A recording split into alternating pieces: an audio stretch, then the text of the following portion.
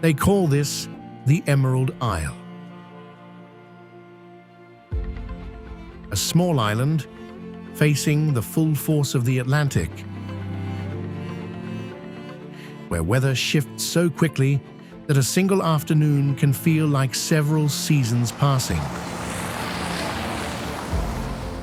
Around the world, more than 70 million people claim this place as their origin. But only about 5 million people live on this island. That means most of Ireland exists somewhere else.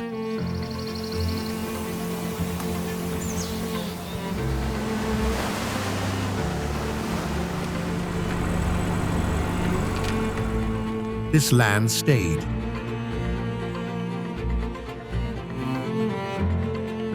Its people learned how to leave.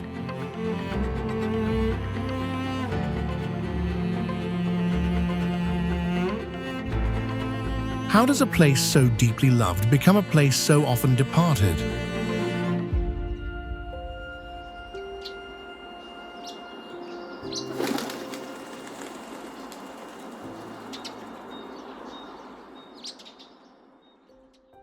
Ireland today is home to just over 5 million people, yet far beyond the edge of this island, tens of millions around the world trace their roots back here.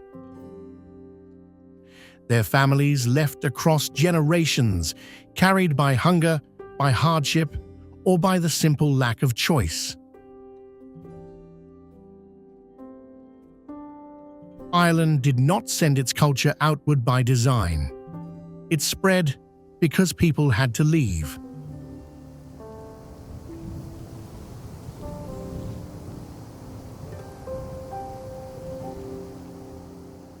Names crossed oceans, accents softened, but memory stayed close.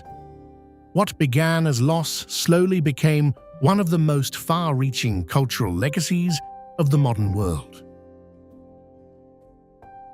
For centuries, the direction of this island was shaped elsewhere. Rule from Britain left its mark on the land, the language, and the limits of everyday life. Resistance grew over time, sometimes quietly, sometimes violently.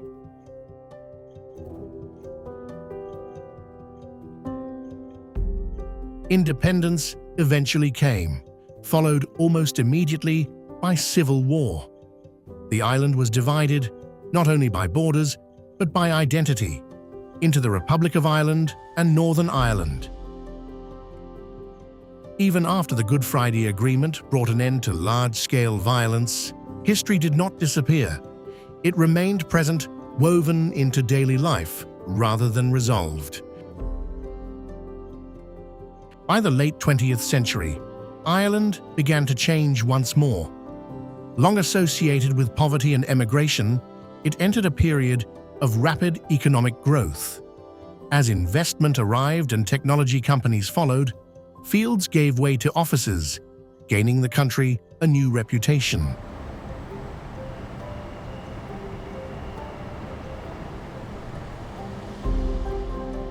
Today, many multinational corporations operate their European headquarters here, and the country is often described as exceptionally wealthy. But that picture is incomplete.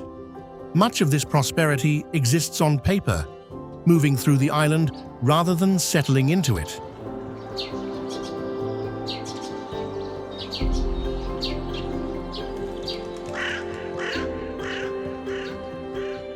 The numbers are real, but their meaning is less clear, and beneath the statistics, a quieter question remains. How does a place shaped by departure, division, and endurance measure success when not all forms of wealth are meant to stay?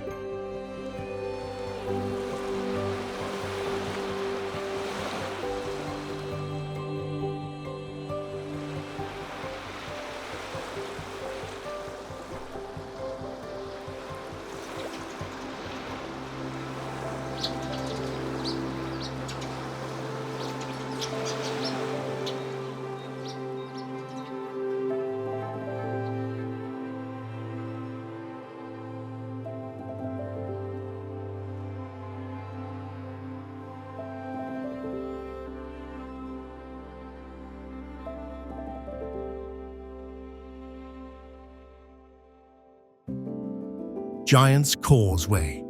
At first glance, the pattern does not feel natural.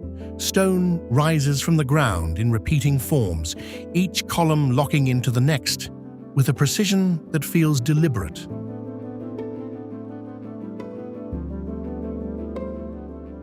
The shapes are consistent and the edges sharp, with spacing regular enough to suggest planning. These columns formed when lava cooled and contracted, breaking along lines of stress. Over time, the process repeated itself again and again, producing thousands of six-sided structures packed tightly together. Thousands of six-sided structures formed naturally, shaped by neither tools nor hands. This stretch of coast is known today as Giant's Causeway in Northern Ireland. Long before scientific explanations existed, people living nearby searched for a different kind of understanding.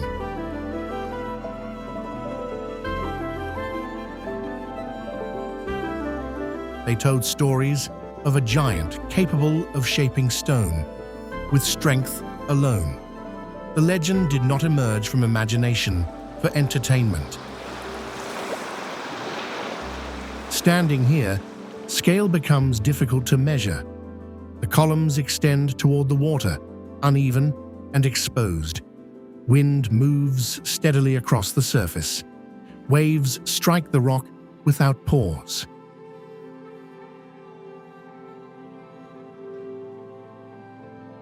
After time spent here, attention shifts naturally away from the stone and toward the coastline beyond, where land meets water under constant pressure.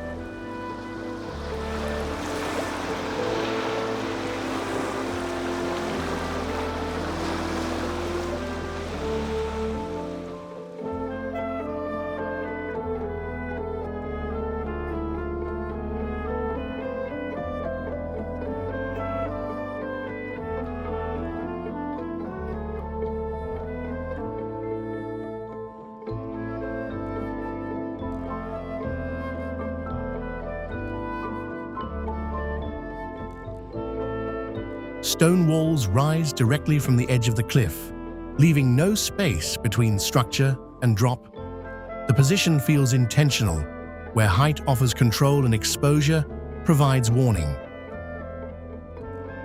From here, movement along the coast could be seen long before it arrived. For centuries, this was considered security. This is Dunluce Castle, built to dominate both land and water. Its location suggested strength, but it also surrendered the building to constant pressure. Wind moves through the ruins without obstruction. Salt air settles into the stone. The ground beneath shows no interest in stability. At its height, the castle was a seat of power. Control extended outward from these walls through land ownership, labor, and allegiance. But the structure itself depended on conditions it could not manage. Storms reached it without resistance.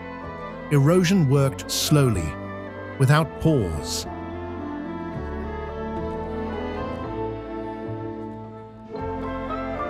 A story remains from that time. During a night of severe weather, part of the kitchen collapsed into the sea below. The servants inside did not survive. The rest of the castle remained standing. The event is often described as a natural disaster, an accident caused by wind and rain.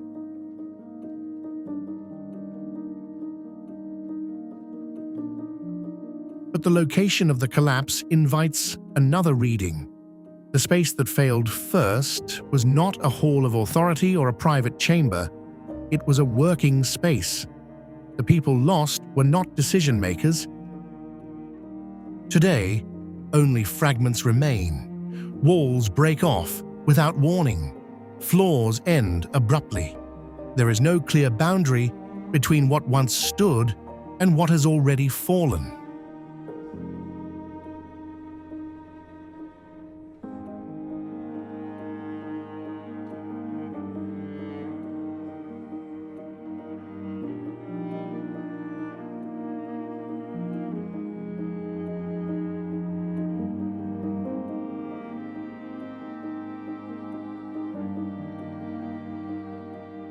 Walking through the city, nothing immediately looks unusual. Cars pass, shops open, people go about their day, but after a while, patterns begin to appear. While certain streets feel busier, others remain quiet. Some routes are frequently used, while others are avoided without explanation. This is Belfast, a city shaped by division for much of the 20th century. For decades, violence and political conflict influenced where people lived, which neighborhoods they belonged to, and how safe it felt to cross from one area to another. These boundaries were not always marked on maps, but everyone knew where they were. When the conflict known as the Troubles came to an end, life here began to change. Bombings stopped. Military checkpoints disappeared. New buildings rose and tourism returned, bringing life back to cafes, music venues, and businesses. The city looked forward, but the walls remained. Concrete barriers still separate some neighborhoods. They are called peace walls. They were built to prevent violence, and in many places, they are still considered necessary. Gates along these walls close at night. During the day, people pass through them as part of their routine. The structures are no longer dramatic. They are normal. Along these walls, stories are written openly. Murals cover large sections of brick and concrete. They show faces, slogans, historical events, and symbols. Many people who grew up here learned these divisions without being formally taught. Children noticed which streets their families used and which they did not. They learned where they were welcome and where they were not. Belfast is now known for its creativity, its music, and its energy. At the same time, it still carries the structures built during conflict. Peace exists here, but it exists alongside walls, gates, and memories that have not been removed.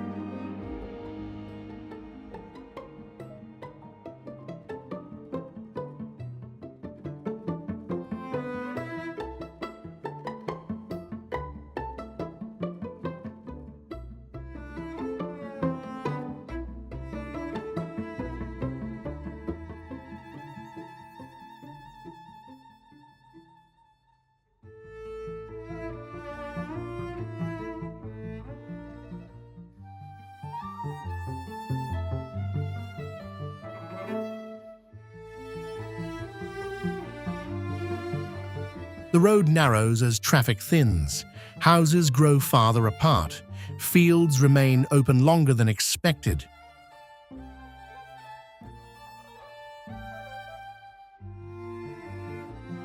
In this part of the country, daily life has not been reorganized for visitors. Shops close early. Conversations continue in a language that did not disappear, because it never fully left.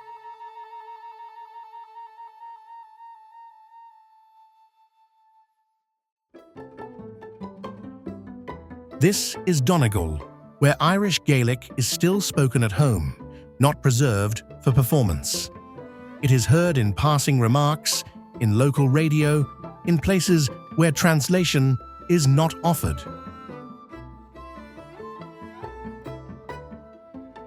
Beyond the last clusters of buildings, the land rises sharply, Footpaths fade into grass and stone. The cliffs ahead belong to Slieve League, among the highest sea cliffs in Europe, rising more than 1,900 feet above the Atlantic. Here, the absence of barriers is deliberate. The ground does not guide movement. A narrow ridge runs along the cliff face. Locals refer to it as one man's path. Locals refer to it as one man's path, a name that is purely descriptive. The route allows space for only one person at a time.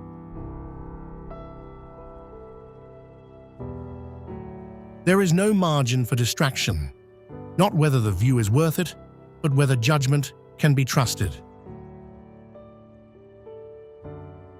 Scattered across the surrounding hills are traces of earlier use, stone circles, standing markers, remains of gathering places, with no written record explaining their purpose. These sites suggest that long before paths existed, people came here deliberately. The land served as a place of meaning, not shelter. There was no separation between daily life and belief.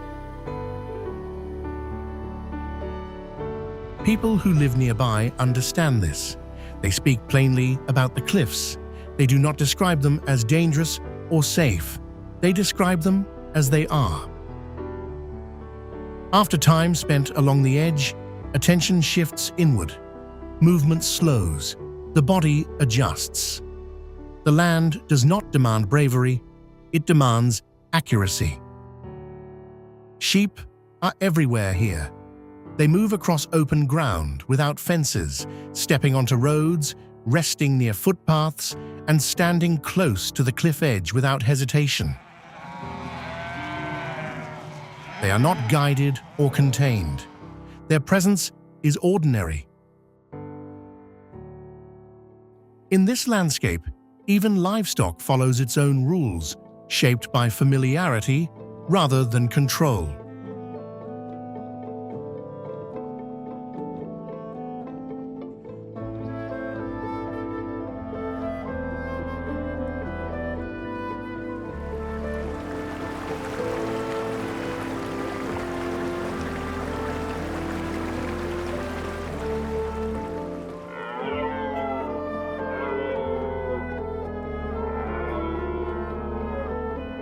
Glenveagh National Park.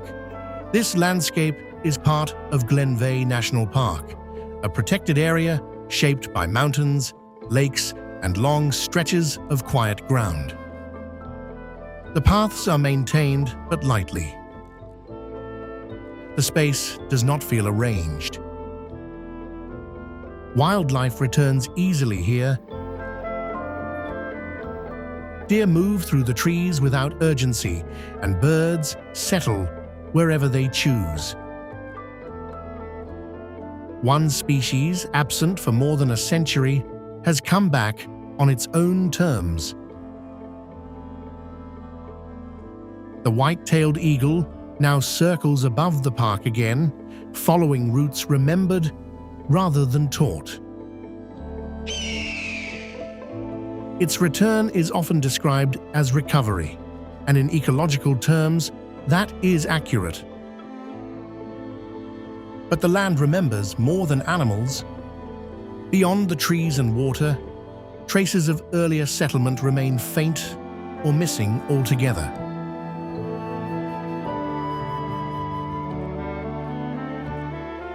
Entire communities once lived in nearby valleys and hills, relying on the same land for survival. Many left during periods of hunger and economic collapse. Their departure was sudden and final. Unlike wildlife, they did not return when conditions improved. The stillness encourages that. The place offers rest, but not answers. It allows recovery while quietly reminding those who pass through that not everything lost is meant to come back.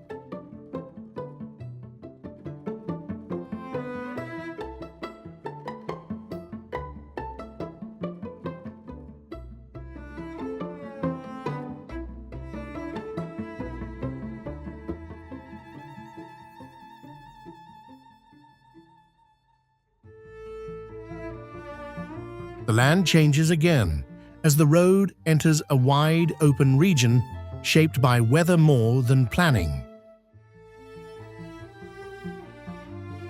Hills rise without pattern. Stone walls cut across fields, then stop without explanation. Light shifts quickly here. Clouds move low and fast, altering color and distance within minutes. This is Connemara, an area long known for isolation and exposure. Farming has always been difficult. Soil is thin. Wind is constant. Many who lived on this land left when survival became uncertain. Those who remained adapted to what the terrain allowed. A long lake stretches through the valley, its surface often still, reflecting the hills without distortion. At its edge stands a large stone structure that feels unexpected in this setting. This is Kylemore Abbey. It was built in the 19th century as a private residence, commissioned by Mitchell Henry for his wife, Margaret. The project required years of labor and materials brought in from elsewhere. The intention was straightforward. It was meant to be a family home.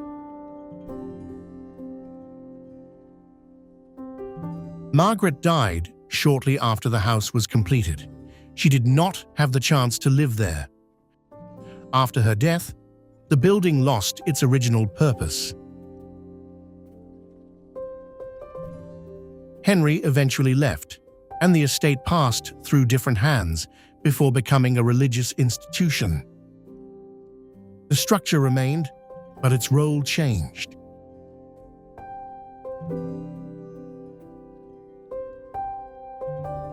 The abbey is often described as romantic.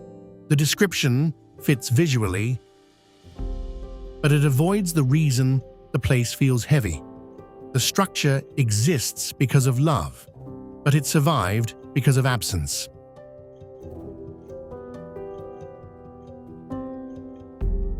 Inside the grounds, order replaces wildness. Paths are controlled, gardens are maintained. The surrounding hills remain unchanged. Visitors move quietly here. They walk the perimeter of the lake, pause in front of the stone facade, and continue without lingering too long.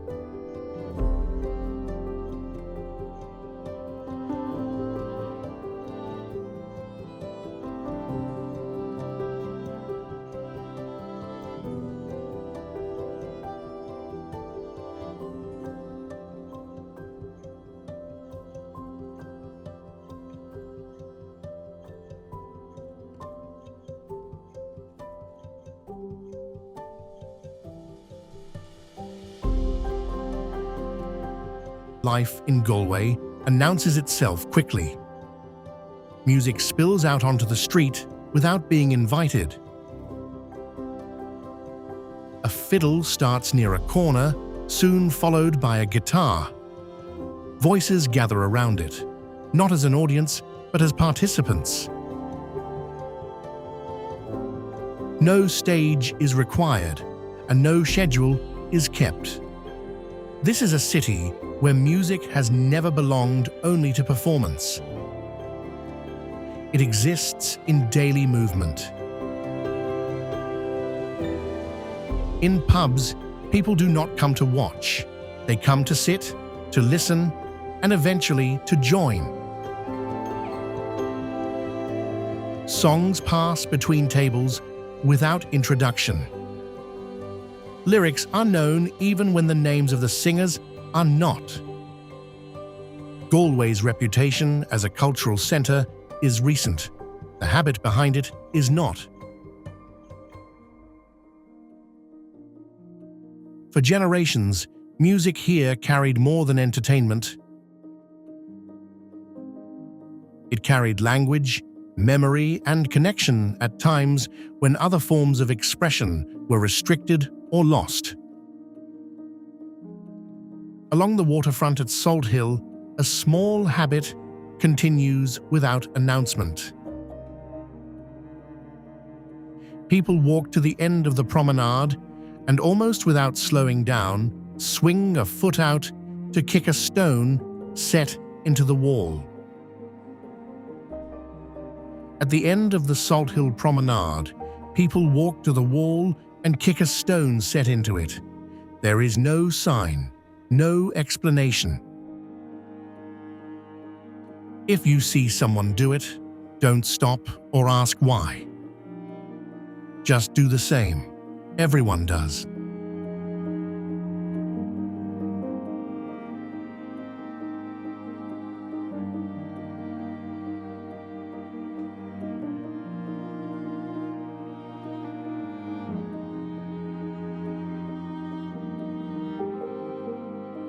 The ground changes first. Soil thins, then disappears. Stone takes over completely. The surface is uneven, broken into slabs and fissures that run without pattern.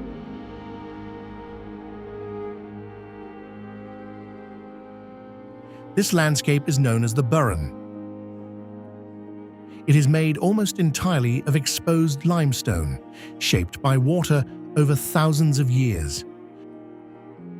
Rain drains quickly through cracks, leaving a surface that appears empty from a distance, yet is teeming with life up close. Plants grow here that should not share the same space.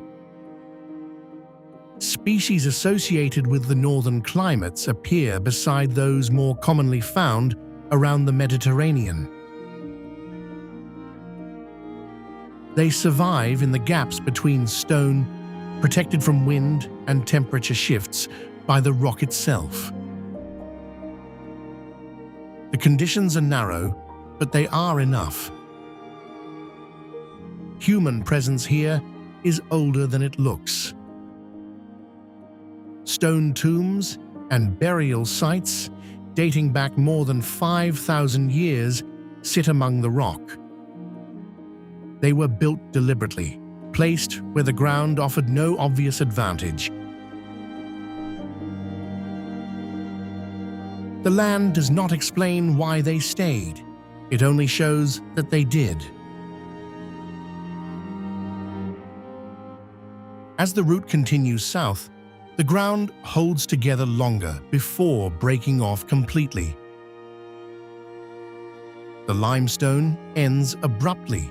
The Atlantic takes over. The edge is defined by cliffs of mohair rising more than 700 feet above the water. The scale is immediate. There are designated paths, but the distance between safety and exposure is short.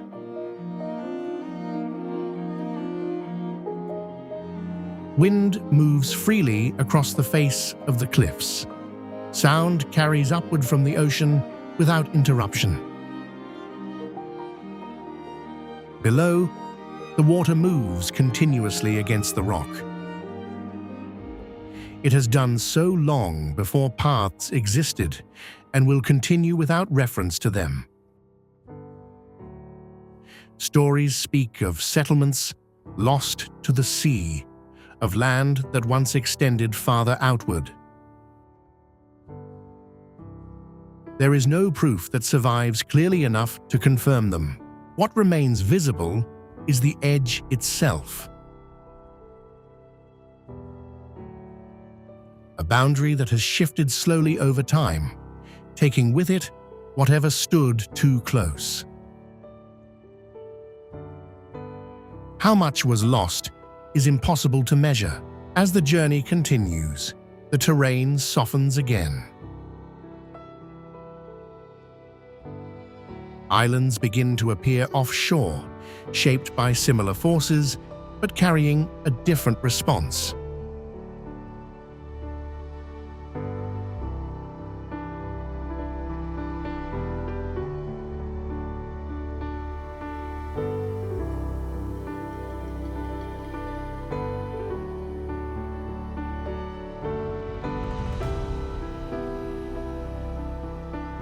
Off the coast, the land breaks apart into smaller forms. Stone replaces soil almost entirely. Wind reaches the ground without obstruction. Fresh water is limited. Nothing here suggests ease.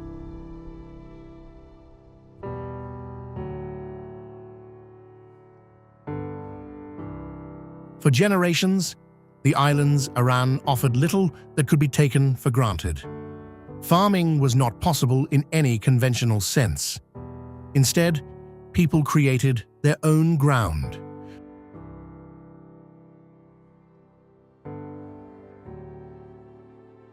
Stone was cleared by hand, stacked into walls, and layered with sand and seaweed brought up from the shore.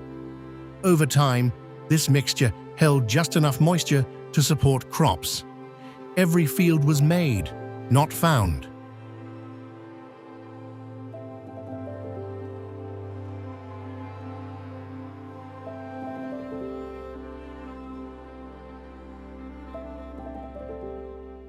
The walls that divide the land serve more than one purpose. They keep animals contained.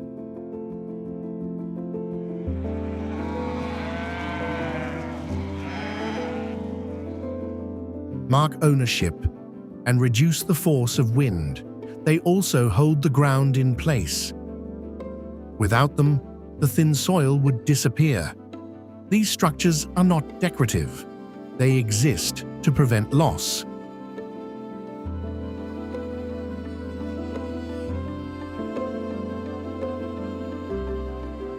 Staying meant isolation, limited opportunity, and economic uncertainty. Leaving offered work and stability elsewhere, but often at a cost. As language faded and customs weakened, returning became less likely with each generation.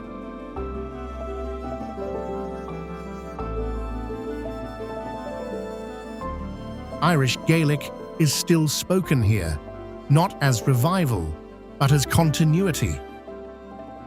It survives because people remained long enough to pass it on.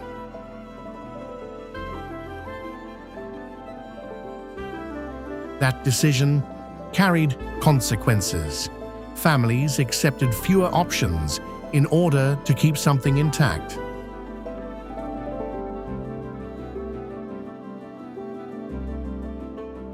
People who live here measure distance differently. The mainland is close enough to see, yet far enough to change everything. Boats run regularly. Weather decides when they stop. The choice to stay has never been simple. It still is not.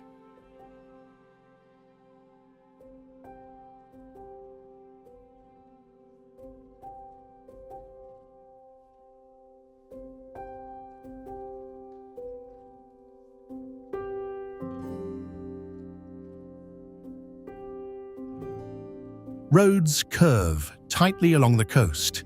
Fields break into smaller plots. Houses cluster close together, then disappear.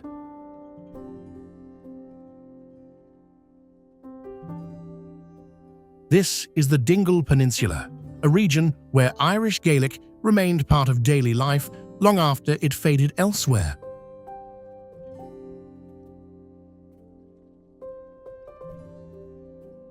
Stone structures appear along the headlands at Slieve. Some date back more than 1,000 years. The beehive huts were built without mortar, stacked carefully to withstand wind and rain. The nearby town of Dingle feels different. Streets are narrow but active. Shops, pubs, and fishing boats share the same space. The town is often described as welcoming, even playful. That reputation hides what lies just offshore.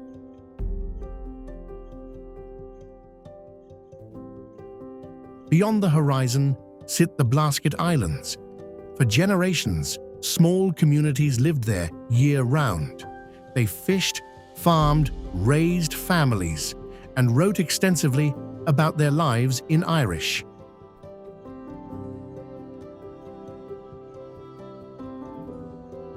Their isolation preserved language and tradition with unusual clarity.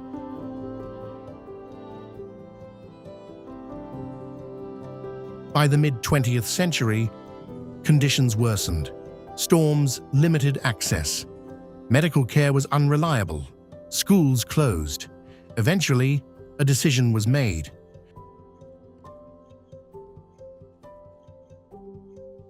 The remaining residents were relocated to the mainland. Declared unviable, the islands saw support end and their communities dissolve.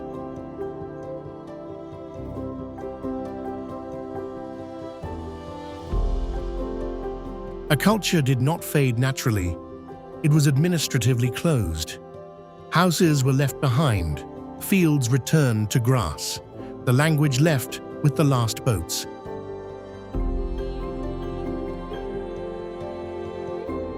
Around the same time, a dolphin known as fungi appeared regularly in Dingle harbour. The animal became a symbol of friendliness and continuity. Boats followed it daily. Children grew up knowing it as part of the town. Today, the peninsula continues to attract attention for its beauty and character. The islands remain empty. The huts stand intact.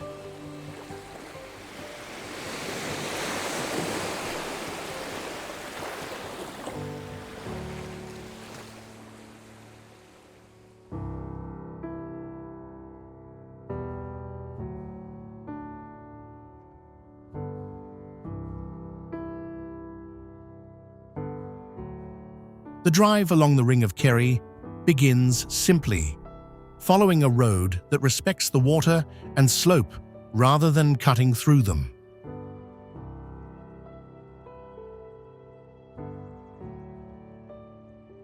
Towns cluster briefly before yielding to long stretches of fields and light that shifts across the hills, forcing travelers to slow down as the landscape dictates the pace.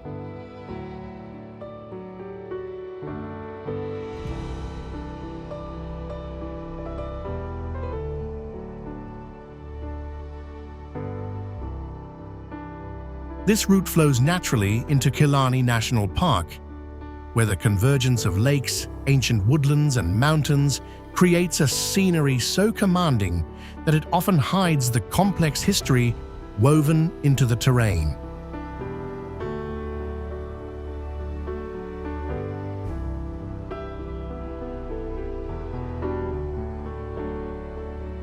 Within this setting, the Great Estates reveal how land ownership once defined the structure of daily life.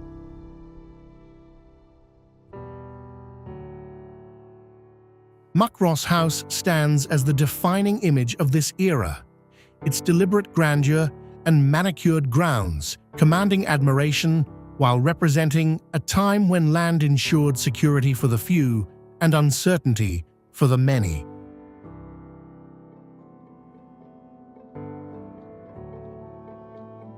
The polished stone and formal rooms survive as a pristine heritage site, preserving the finished picture of wealth, while the labor that sustained it remains a silent, invisible foundation.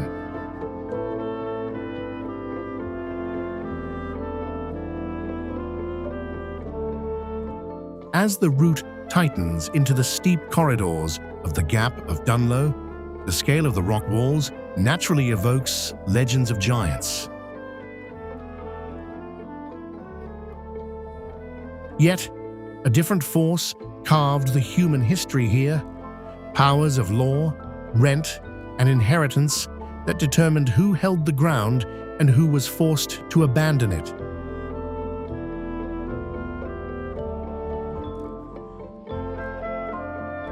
These pressures rippled outward, transforming this stunning geography into a point of departure for families scattering toward towns, ports, and foreign shores. Today, travelers move freely across boundaries that once rigidly separated status, enjoying the beauty of a landscape that serves as both a natural wonder and a record of distribution.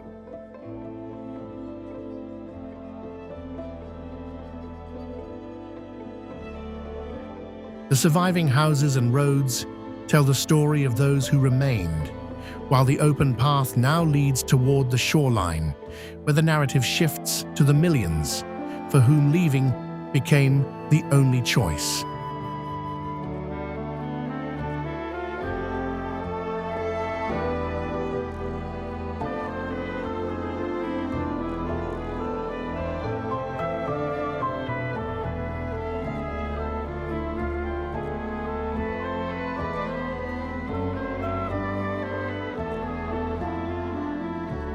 The approach to Cobh follows the curve of the harbour, where the town rises in layers from the waterline, each row of houses facing outward toward the channel. Streets descend gently toward the docks, shaped by generations of movement toward the same edge. The harbour sets the orientation here, drawing attention away from the land and toward the sea.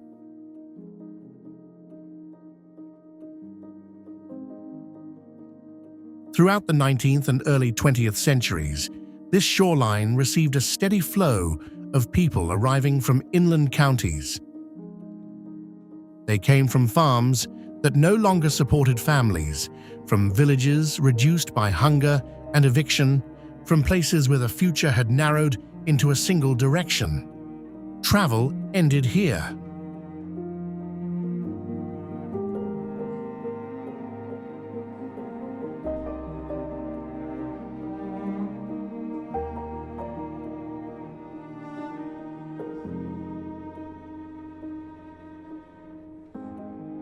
What followed depended on tides, schedules, and ships bound for destinations most passengers had never seen.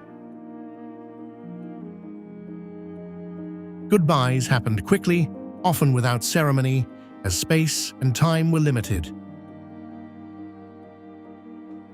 For many, this was the final moment spent on Irish ground. The harbour absorbed those moments repeatedly, season after season, as routes extended outward across the Atlantic.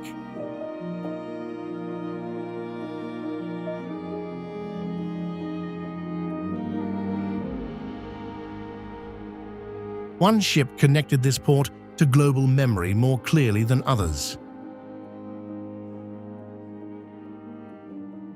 In 1912, the Titanic made its final stop here, collecting passengers already shaped by earlier departures. The event fits naturally into the harbour's history, not as an exception, but as part of a longer pattern in which leaving defined the relationship between Ireland and the wider world.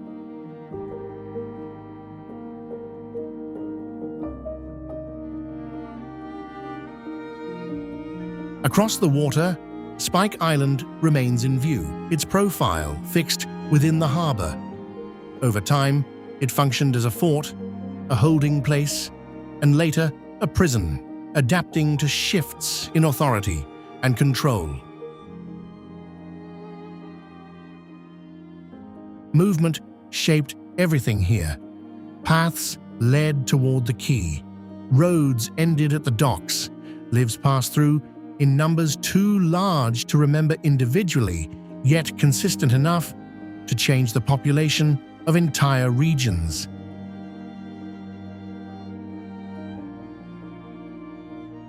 Today, the harbour continues to face outward.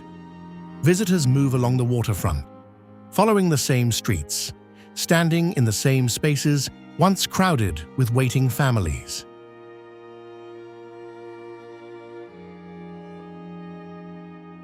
The water remains active, and the town holds its position along the slope, marking a place where departure became routine rather than remarkable.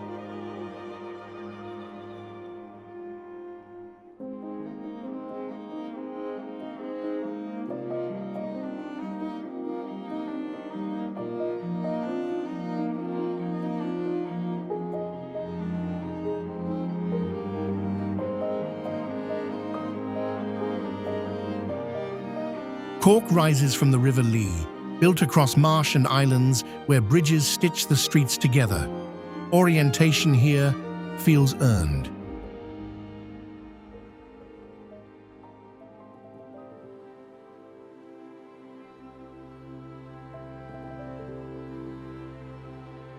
This complex geography mirrors a history shaped by difficult currents, where the city developed a habit of standing apart. That character hardened when fire swept through the centre in 1920, leaving the commercial heart in ruins.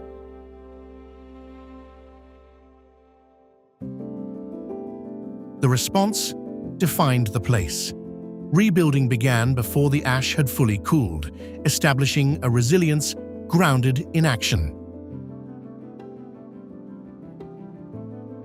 In such an environment, identity served as a shield. The local insistence on being Corkonian comes from an era when allegiance determined safety and employment.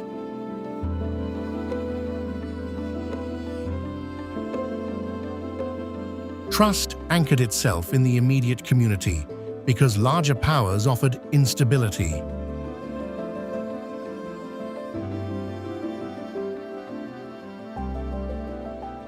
Today, that legacy survives as an unyielding confidence. The city operates on its own rhythm, indifferent to outside approval. The river continues past the quays, moving the journey away from civic defiance and toward places where spiritual authority once cemented its power.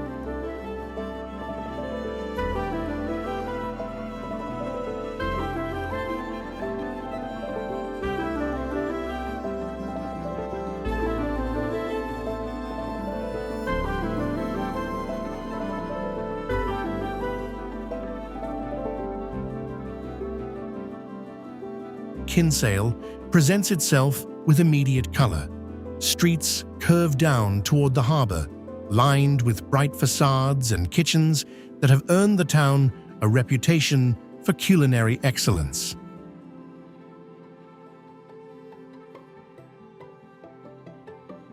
The atmosphere suggests leisure, where masts sway gently in the marina and the daily rhythm follows the tide. It feels like a place designed for escape, offering a shelter where the primary concern is the quality of the catch.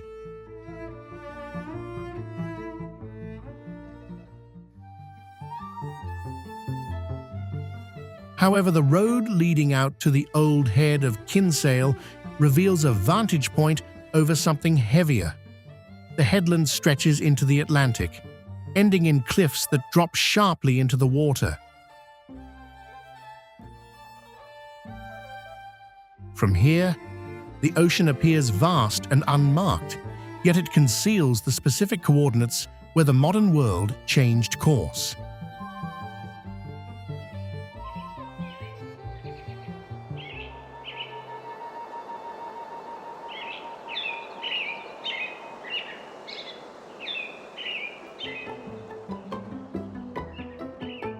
Just 11 miles offshore, in May 1915, a German torpedo struck the RMS Lusitania.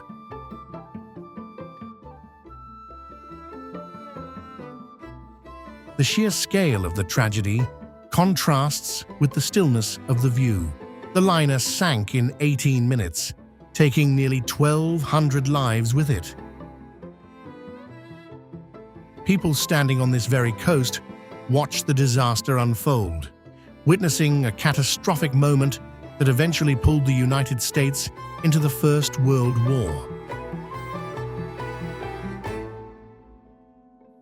A global shift in power pivoted on a patch of water visible from these cliffs.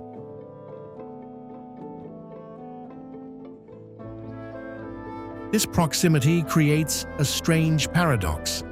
A quiet fishing ground became the catalyst for international conflict. The history here is not buried in the earth, but dissolved in the sea, invisible to the casual glance. Today, golfers play on the edge of the headland, and fishing boats traverse the same currents. The ocean keeps its own counsel, absorbing the violence of the past without preserving a scar.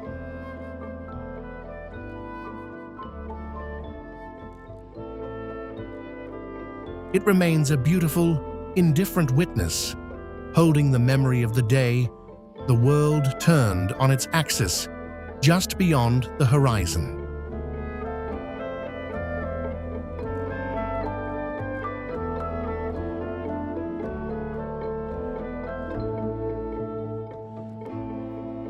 Leaving the coast, the journey moves inland, trading the unstable memory of water for the permanence of rock, where power once claimed the high ground in a different way.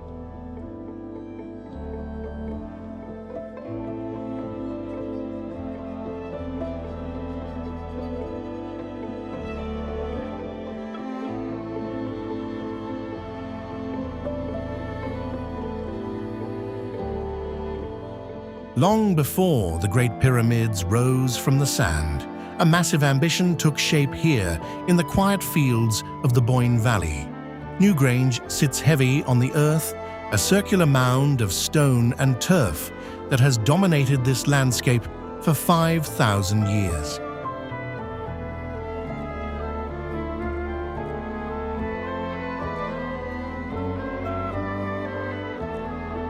Its presence defies the standard timeline of history, standing as evidence of a culture that vanished before it could be named.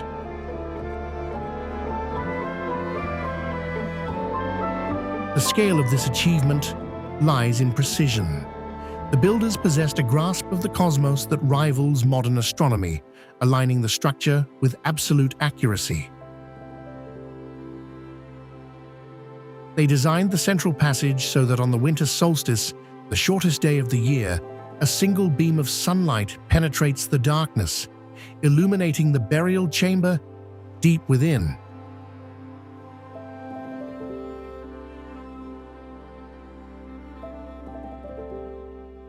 This engineering captures time itself, proving that the people who lived here could read the sky as clearly as a map. Yet this mastery accompanies a profound silence.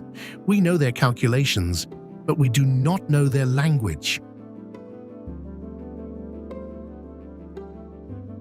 This intricate vault served as a sanctuary strictly for the elite, a final resting place for the few, while the community that hauled the stones remained outside the walls.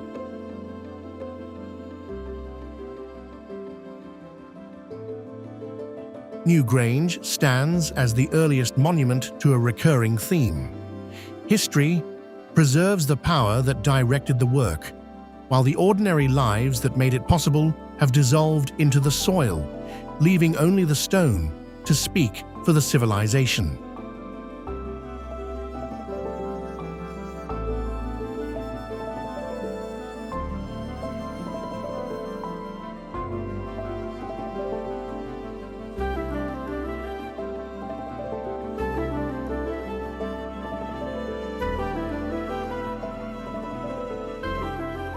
The quiet stillness of the Boyne Valley disappears quickly as the route turns south, replaced by the gravitational pull of the capital.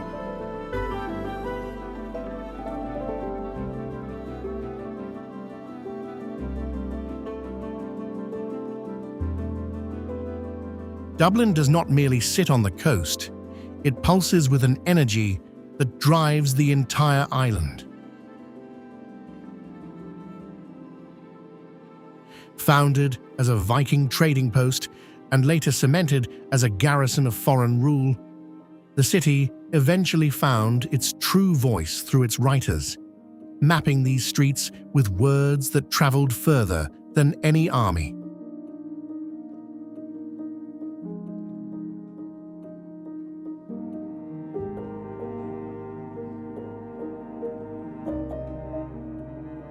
Today, the River Liffey reflects a different kind of power.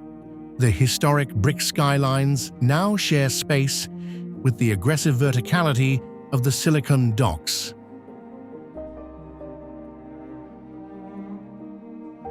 In a short span of time, this small island has transformed into a command center for the global digital economy, hosting the European headquarters of tech giants that shape how the world communicates.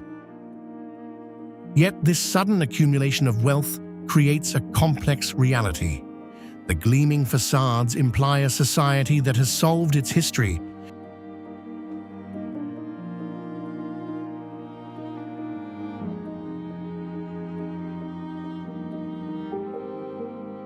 but the prosperity flows unevenly. Beneath the high-tech surface, the old city persists with its familiar struggles for space and identity. The glass towers reflect the sky, but they also cast long shadows over neighborhoods that have not fully shared in the boom, raising the question of whether this new fortune heals old fractures or simply conceals them behind a modern reflection.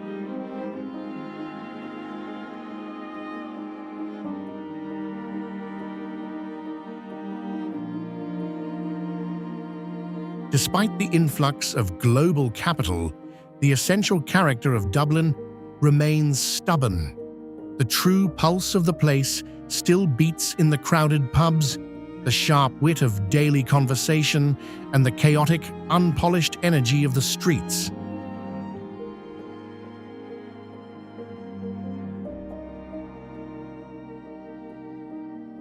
Money has successfully changed the skyline, but it has not rewritten the soul of the city. Dublin accepts the new wealth and wears the modern glass, yet it keeps its own council.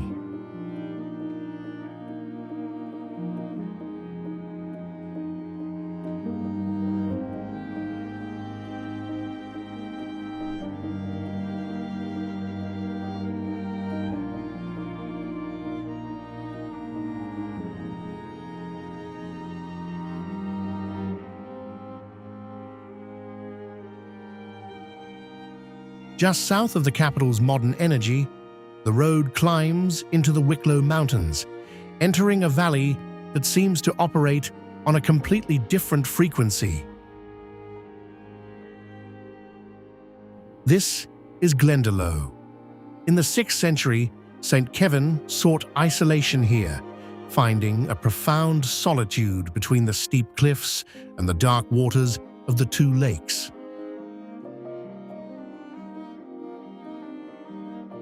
A monastic city eventually grew around his retreat, becoming a beacon of learning while much of Europe fell into darkness. Stone churches, weathered grave markers, and the iconic round tower stand together in a silence that feels intentional. The atmosphere here suggests a meaning far deeper than simple tranquility.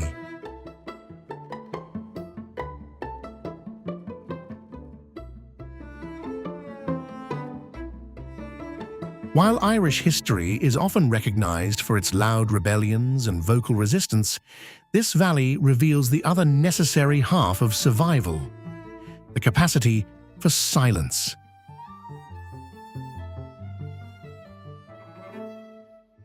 For generations, endurance meant keeping knowledge safe and thoughts inward. The stone walls protected manuscripts, just as the people learned to protect their identity by holding it close, waiting out the storms of conquest and famine without breaking.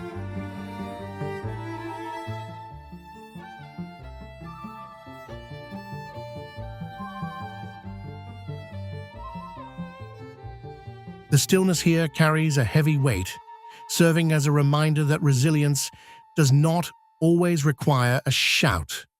Sometimes, the most formidable power lies in the ability to remain absolutely still, preserving the truth until it is safe to speak again.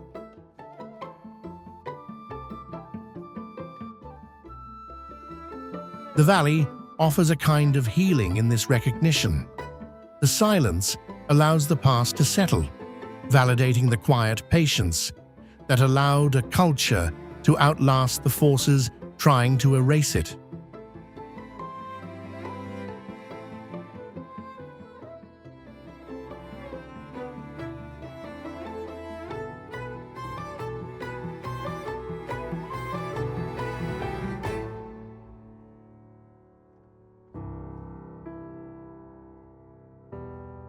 Ireland is a story written by two forces: the wave of millions who left and the bedrock of those who stayed. The land remembers both the sorrow of departure and the quiet strength of endurance. This journey ends here, but the world is full of other places defined by resilience.